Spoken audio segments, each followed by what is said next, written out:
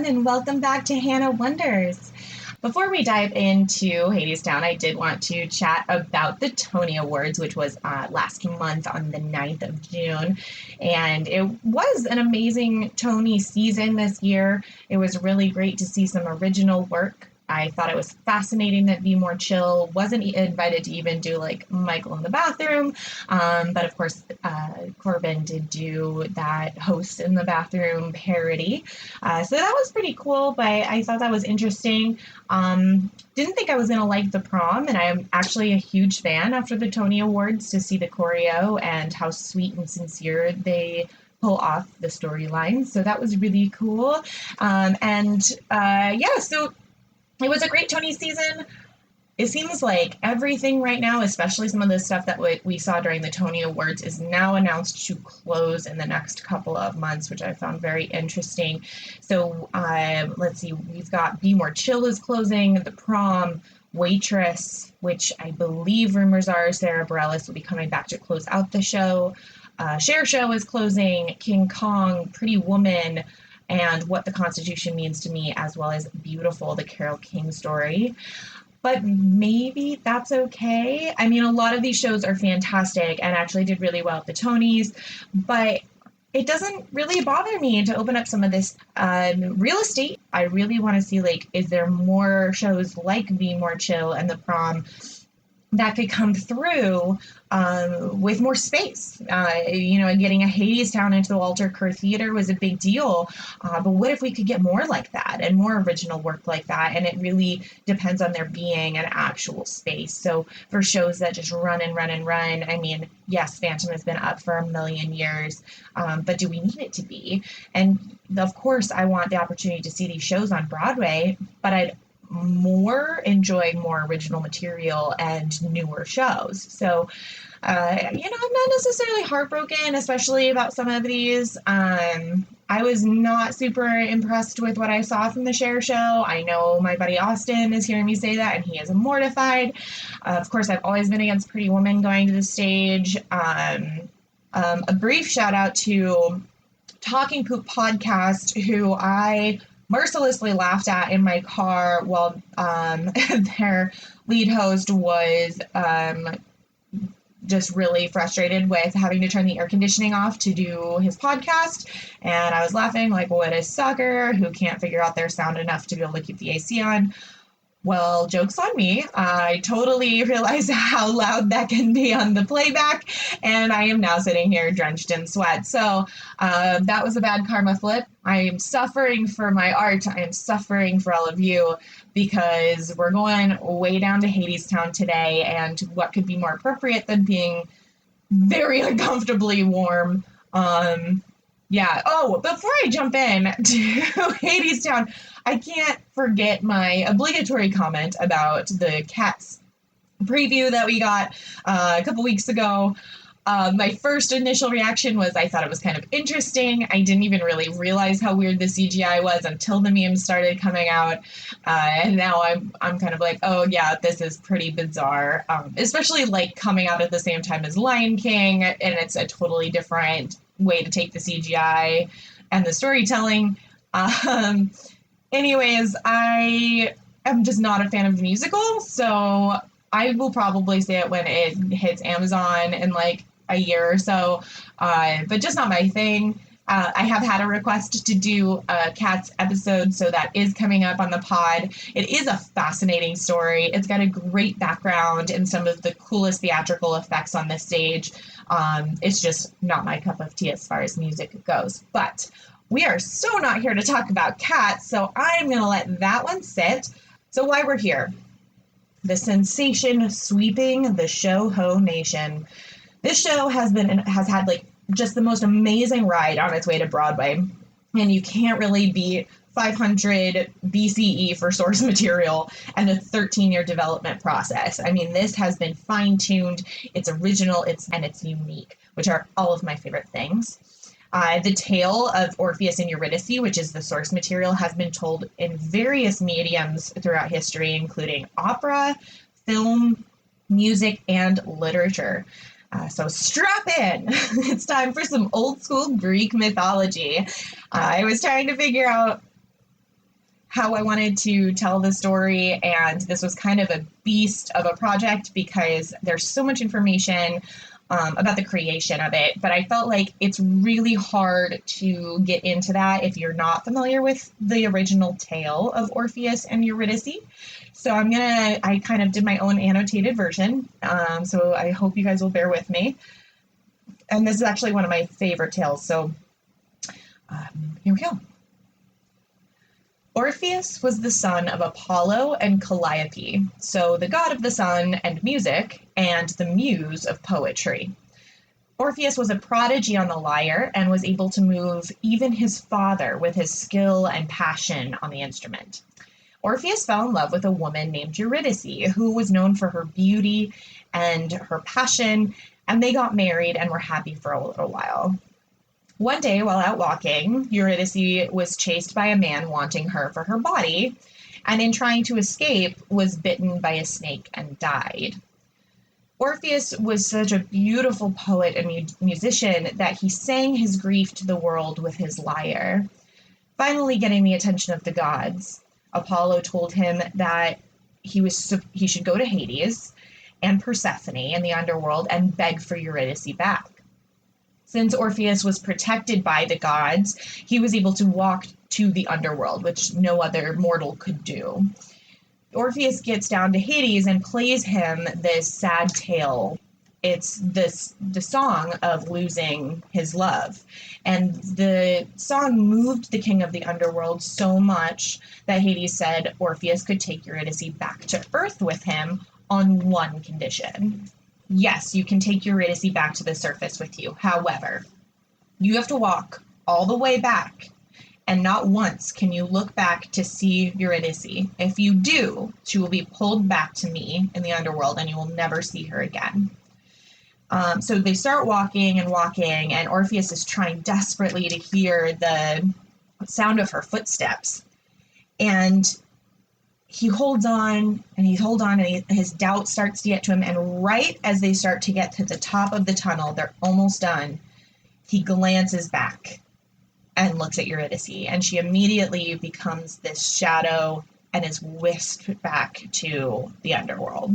There are variations to how this story ends, but my favorite is that Orpheus begged for death upon his arrival on the surface, at which creatures then devoured him and ripped him apart on Earth. But the muses saved his head to keep it among the living people to sing forever. So this was the first show I was ever in. I was a Montessori kid, and we did a Greek mythology section in school, and we did the story of Eurydice and Orpheus, and it kind of like tied together with Persephone and Hades. So if you guys don't know the story of Persephone, that's kind of a whole other ballgame, but she's the one that brings spring and summer and then has to go to the underworld, which is why we have fall and winter. So if that strikes a bell. And I was cast as Persephone, and I totally scored because this was like third grade, and the dude who played Hades was soups cute. He was the tallest boy in the class, so of course he was Hades. And we got to hold hands on stage. It was a very big deal. Like, everyone was jealous. And then we get to the show, and I was like Mrs. Diva. I had the best line, and I forgot my line on stage. First show I ever did. Thankfully, this kid was super, super nice, so he whispered it to me, but I will never forget that, and I had, like, the coolest skirt on, and, you know, my friends were in the show. It was just really funny, so the fact that I got to play Persephone back in the day is one of my favorite memories of theater, especially, you know, for getting your first line. You never forget that. But that's the source material. So that is where this whole thing started. And like I said before, this has been told in songs and operas and ballets all over the world. It's a very classic tale, which is awesome. That's the coolest thing about mythology, is that it is translated across the globe. But I wanted to give you an idea about how it's been adapted to really give you the amazing world that ended up on the Walter Kerr stage. This is going to be a basic synopsis of the show. The nice thing about it is because it is based on an ancient myth, the spoilers are ancient spoilers. So bear with me. But you'll notice that there are just a few distinctions that are different. So the show opens in Act 1 with Hermes as our narrator, and he introduces the major players. Hermes, for those of you that don't remember offhand, is the messenger god, or the god. He was turned into this narrator character. And Orpheus is Hermes's ward. Eurydice and Orpheus are in love, but Eurydice has a lot of doubts because they both live in poverty and she's desperate for stability. Orpheus persuades her with the promise of a song that will make spring come again and they will live in prosperity and comfort. So he's serenading her. He's like, marry me, I love you, I'm working on this song that's going to change lives. Great. So we meet Persephone. Persephone is arriving on the Earth's surface for the summer. So she is like literally living it up on top. That's the song that is from this part of the show. So she's super excited to be back up on with her mom on the surface and spreading flowers and joy, and everybody's celebrating her return. We see love grow and winter come as Persephone has to head back to Hadestown in the fall. Hadestown is an underground factory, so she doesn't want to go back. And the idea is there's this train that comes to get her, and the train goes straight into the earth, where Hades has people working to build in this factory. While she's complaining about her return to Hadestown, the Fates sing Hades' praises, which catches the attention of Eurydice. And as winter progresses, Eurydice is trying to get Orpheus to work instead of be an artist, so they actually have food and shelter for the winter.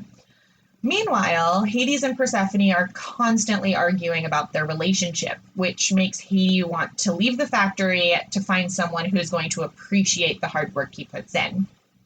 That's where he finds Eurydice. Eurydice decides to go with him, and Orpheus can't find her anywhere.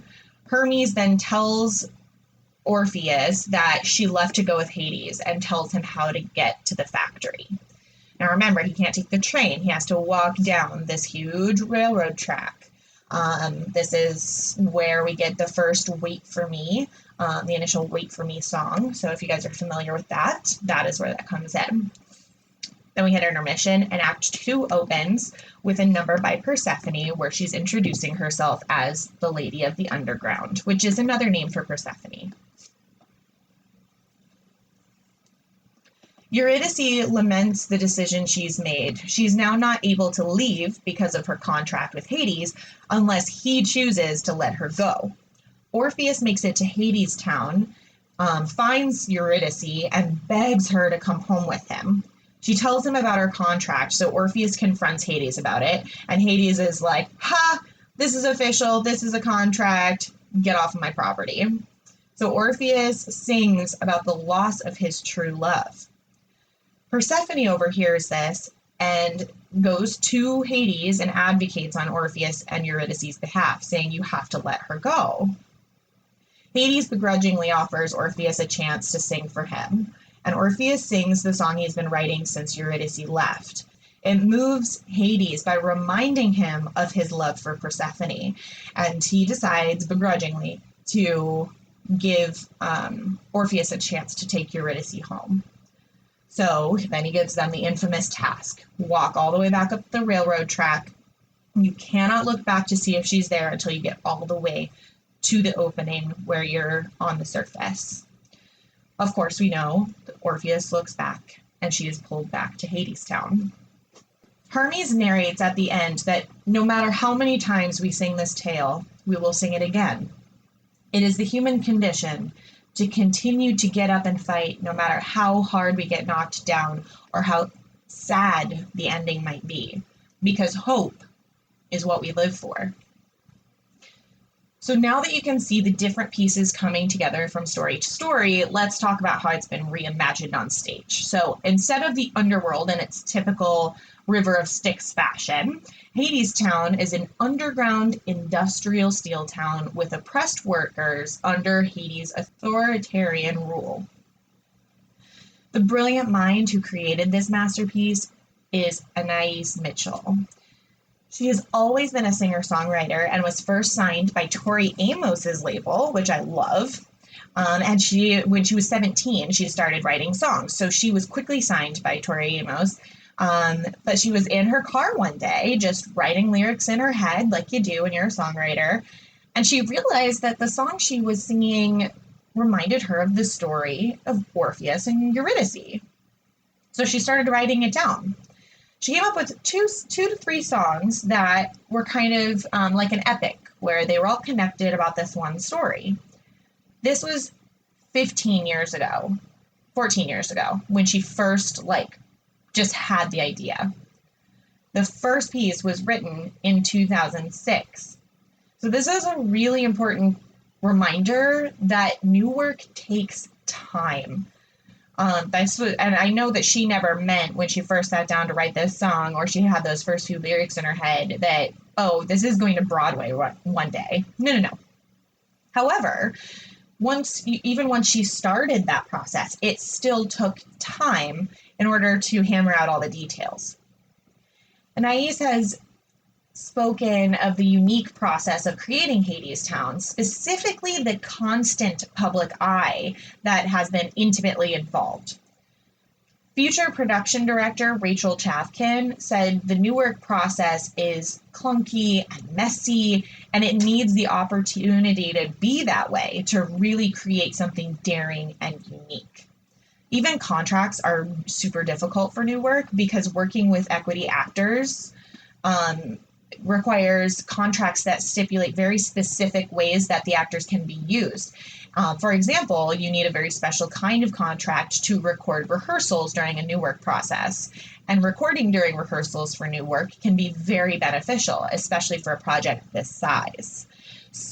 But the public eye was very crucial and affected Anais from an early stage, because the first notable introduction of the show to the public was a concept album. And this is very popular. If you don't have the funding right away to really start the new work process, you create an album so that you can shop that around and you can start getting word out. But this was done immediately following what she called a DIY theater project of the show in her hometown of Vermont in 2006. So wrote a couple songs, decides, hey, we should throw this up on stage. She just gets a bunch of her friends together, writes a few more songs.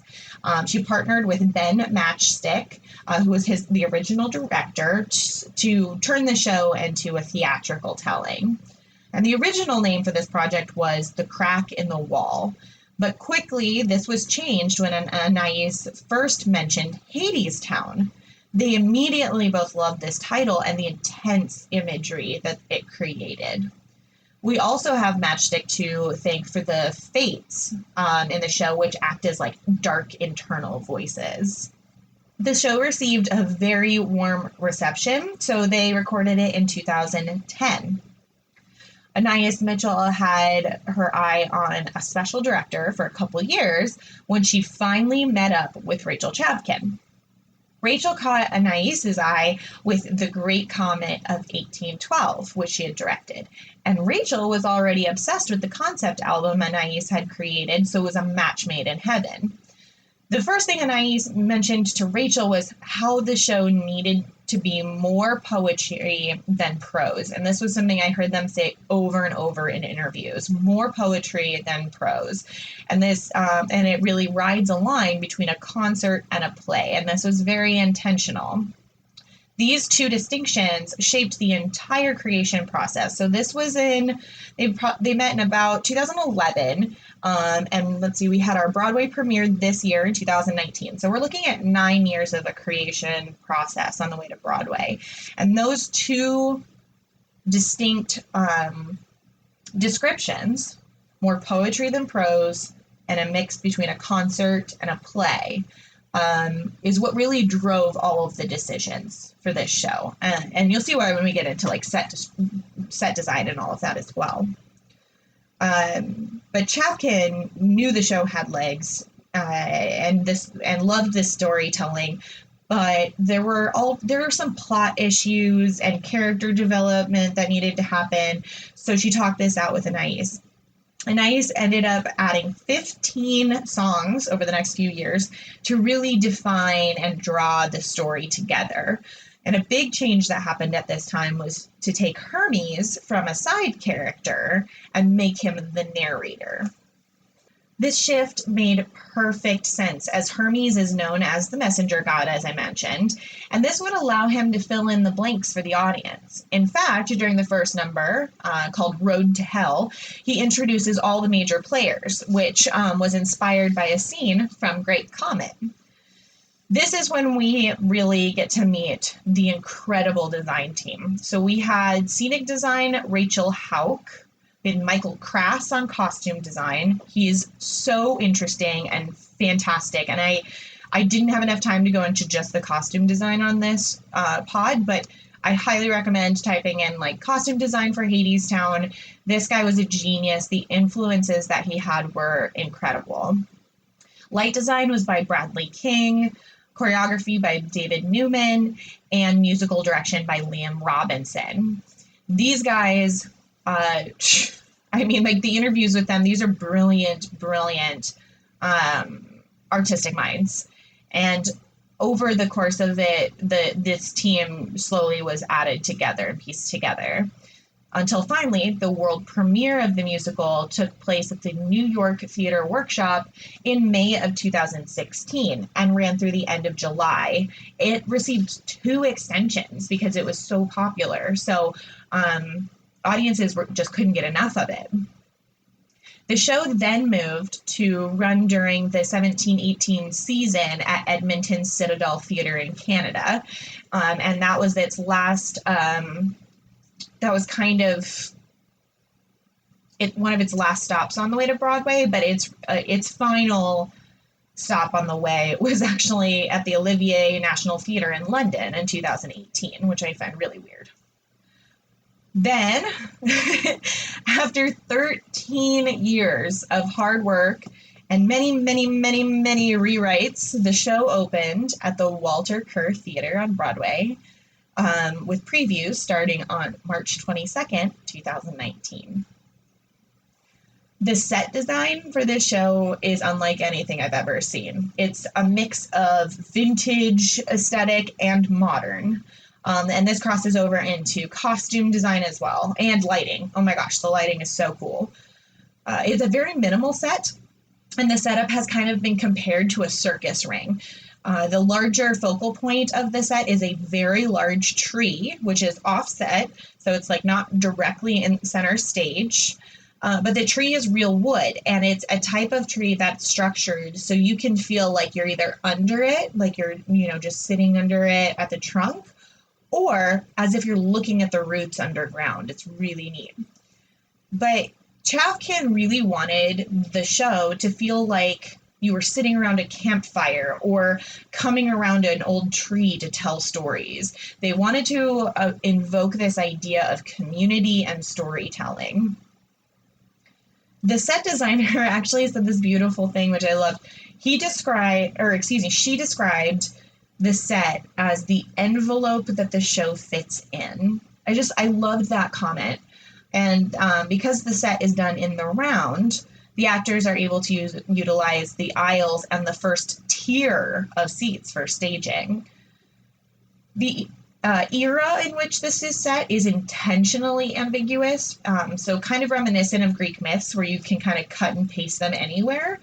But it feels like if Depression era, Great Depression era, met post-apocalyptic. So it's very metallic and rustic feeling. Chavkin did a lot of research on, as I mentioned before, like steel mills and places of heavy labor. So thinking of like the aesthetic of, work boots and heavy denim and leather, and there's almost like this I don't even know how to describe it. I can see the set in my head, but it's just very unique because it looks like an inverse layer cake, the way that the seating is, and it's in the round, so it's so much more intense. You're so much closer. Anais Mitchell said, sometimes the music can and should stand alone. This challenges the more traditional idea that every song must push the plot forward, which is a traditional way of building shows. And I have a lot of friends that have actually said this about the album, where they said, okay, but this song doesn't push the plot forward. It doesn't tell me anything. I love this. I mean, I love the idea that not every song has to like push the plot forward, but that has to be done really well. And Hadestown does, because from the very beginning, they said this is going to be part concert, part play. And that's exactly what they pull off. So in these moments of dramatic, emotional outbursts, I guess, from the characters, you feel really intrigued. You don't feel like you're losing anything or it's a waste of time. This was a very tricky show to cast, and I love the Broadway cast. We've had the pleasure to see it, like the Tonys and all of that. We're talking about like Andre DeShields and Reeve Carney, Eva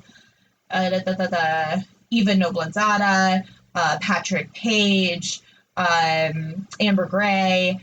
We have just like, it's an all-star cast, some of whom have been with the show for quite some time. Reeve Carney came into the project about 3 years ago. Even though Noblanzada is actually a little bit newer to the project in the last couple of years.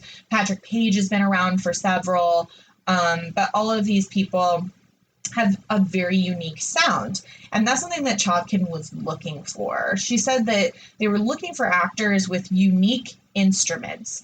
Each voice that you hear in the show is profoundly different and quite unique from the more polished sound you might hear in a musical. Patrick Page is probably the most obvious of this because he has an insanely deep register and a very interesting tone to his voice. Amber Gray is very similar with this as well. If you listen to like Living It Up on Top, she has this really growly, gravelly voice, very reminiscent of like a jazz singer. The Fates have a totally unique sound. It gives me chills in the best way.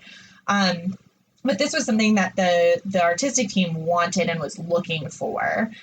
I actually wasn't sure how I felt about Reeve Carney fitting into this because I fell in love with him during Penny Dreadful, so I didn't even care about his singing.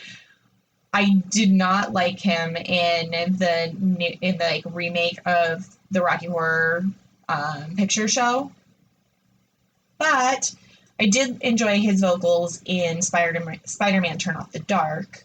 It wasn't until this show, though, that I really saw that he is a true musician. He uses a tenor guitar and he plays live, but he also just has this, it was described by Anais, he has an otherworldly voice. He can go incredibly high in his falsetto, and it makes it very ethereal. And since that's such a huge part of Orpheus and who he is like this poetic voice, it really, my opinion on it has changed since I started doing this research and saw what Anais was looking for and what Chavkin was looking for. So I do think that like poor Reeve Carney has been skipped over at the Tonys over and over and over. He wasn't even nominated. But I do think like he is somebody that's very underrated, and he seems to be pretty versatile. Although, standing there with Eva Noblanzada, like, what are you going to do? There's no way to kind of outshine her voice. If you don't believe me, listen to the Wait For Me reprise. But they were looking for very specific stuff. And so what's cool is you have Reeve Carney's voice who hits these high falsetto notes. And then in contrast to Hades, who's played by Patrick Page, he hits the lowest G note on the piano, which is insane writing, but it works really well. And the music is this mix of Americana and folk and indie and bluegrass. So it leaves a lot of room for creativity, and it truly has a standalone sound. It sounds kind of like the band is improvising the whole time, which is really neat. There's been a lot of interesting discussions about a song from the recording called Why We Build the Wall, and it's sung by Patrick Page. But a lot of people connect it to the Trump campaign. This song was actually written in 2006. It was one of the first songs that Anais wrote, and she wrote it actually about George Bush Jr.'s reelection. So it's really interesting how she was feeling these things at that time and how translatable that is, 10 years, 13 years later. So people have been drawing all these parallels, and she was like, nope, it was actually about a totally different political nightmare. Yeah, fun fact. The encore song is titled I Raise My Cup, and that song has been cut and re-added into the show more times than I could count in my research. But it was always a favorite of Anais, and thought it was like a really nice way to wrap up the story. And it's sung by Persephone about the tragedy of what's happened to these two lovers. And so now it's how they close the show, and it's the encore song of the show. But if you've been paying close attention, I know I've been talking for a while, but if you were paying attention, you'll realize that there were about 3 different versions recorded of these songs. The first was on Anaïs's first record label, where she had just been inspired to start writing about this story. And that was just her singer-songwriter. It was on one of her original albums. The second version was the concept album where Anais played Eurydice. And then the third version is the one coming out tomorrow. The full Broadway cast recording is to be released tomorrow, July 26th. So if you've been counting down into the release like me, you were probably sad in the delay, but it is here. It's finally here. For those of you wondering why they released it by characters, which is really weird, they were planning to release everything at once, but then they got into the studio and realized it was going to be a lot more complex to get what they wanted out of it. I mean, remember that Anais Mitchell is originally a musician and a singer-songwriter, so her vision for the recording is really important to her because she still wants this story to have that same integrity that you would get from the show itself. So when they realized that this was going to take way too much time, they looked at their options and decided that they would release the soundtrack or the cast recording by character pairs, which is kind of weird, but there was an argument that it was done to help the audience understand the story better. I don't know how I feel about that, but I am thoroughly enjoying the cast recording. Some of my friends have said, oh, I like this version of this song better, this version of this song better. But Anais says that she loves all of the releases for their differences and loves them each intimately for what they gave to the process. So go forth, pass judgments, decide which ones you like better. But I would encourage you to look at the reasons why things changed. Because one of my favorite things about this creative team is how intentional every small detail, every note, every rhythm change has been in the process. So I think that's I love having those debates. I love that there's so much material that we can sit around and pass judgment on. But I'd love to hear what your opinions are once this comes out tomorrow. I know I will be blasting the Wait For Me reprise because I'm super excited. I believe most of the songs are out at this point, but I think everything in full is going to be out tomorrow. So obviously, I am Hadestown crazy, but I'm certainly not the only one. Hadestown took home 8 of the 14 Tonys that it was nominated for, including Best Musical, Best Original Score, Best Performance by a Featured Actor, which was Andre DeShields, Best Scenic Design, Best Lighting Design, Best Sound Design, Best Direction, and Best Orchestrations. So this is this is not some small feat. This is huge for a musical. And before I forget, I have to tell you this little moment. The lighting designer, who I adore and is just great, he talked about hearing the cast recording for the first time from the concept album And the first image that he ever got, the first time they heard the original Broadway cast recording, or not Broadway cast, excuse me, the concept album, the first image that they had was of the epic lights scene from Wait For Me that we saw at the Tonys. And it's a very simple move, but that was one of those moments that they just knew had to happen. However, Anais has been very open about like the epic songs that really pull everybody in, and especially the big ensemble numbers have been rewritten and rewritten and rewritten more than any of the other songs in the show, just because of their complexity and fiddling to make sure that everything's perfect. So even though it seems like these huge epic songs, have just come out of this process, it was grueling. I mean, anyways, so other amazing awards, they took home 4 out of 7 Drama Desk Award nominations. And I think that the reason that this show has resonated with such a large audience is because of the timeless themes of the show. Art versus commerce and capitalism, pragmatism versus idealism, love amid jealousy and doubt. But I love that these concepts, which are very easy to see in the show, you don't get beaten over the head with it, but, Eurydice wants Orpheus to stop strumming his guitar all the time and get a job, and these are things that artists deal with all the time. How much time can I put into my art and still feed myself?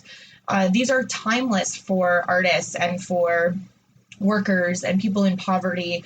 Why just work to live when you don't have any alternatives? Signing away your soul for the rest of your life for some sort of comfort, some sort of promise of comfort, which it impacts everyone. But the biggest and most important piece of this show, and something that I think everybody needs to hear, is even after repeated failure, the human inclination is to get up and try again.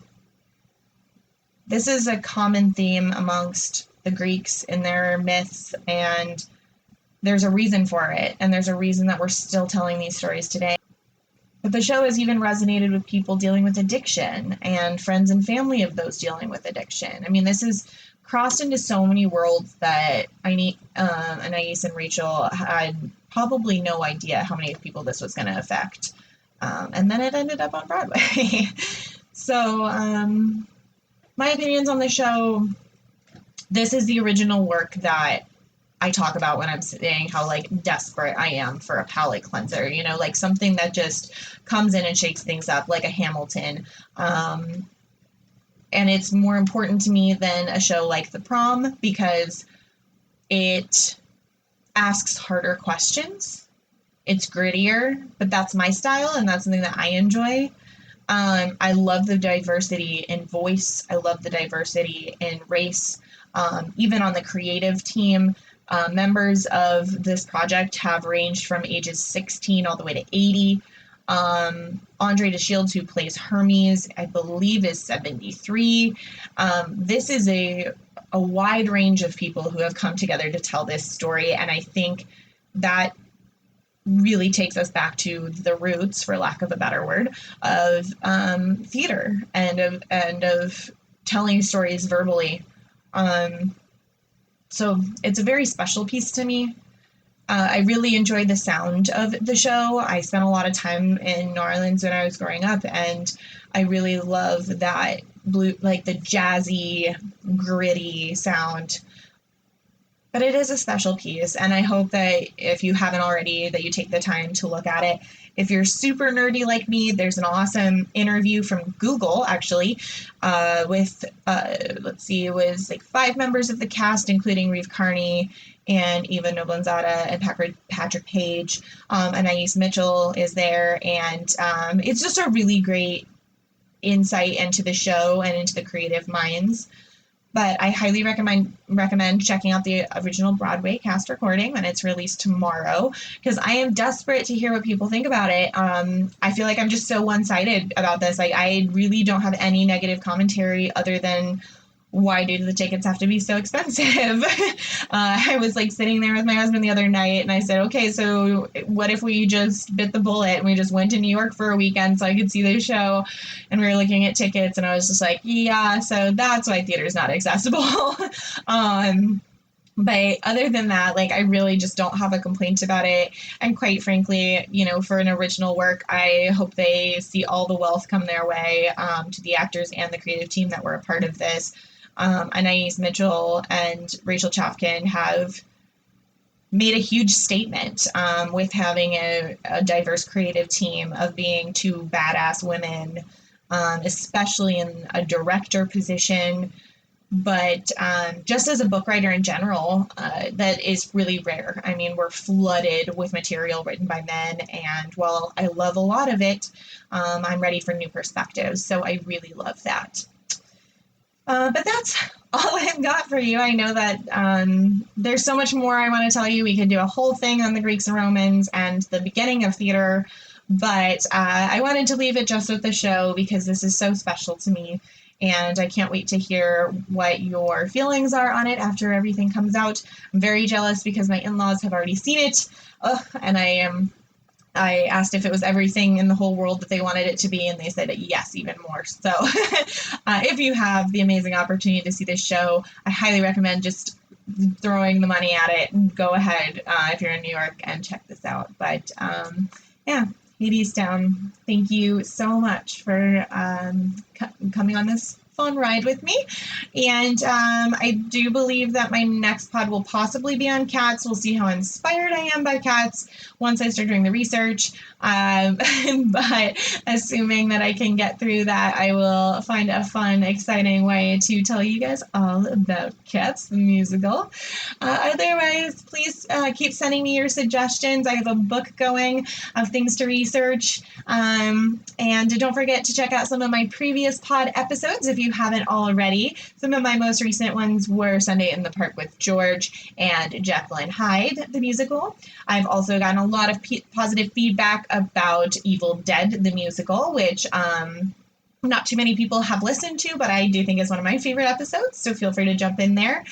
But I look forward to hearing your suggestions and what you guys want to learn all about, and I really appreciate you tuning in to hear all about Hadestown.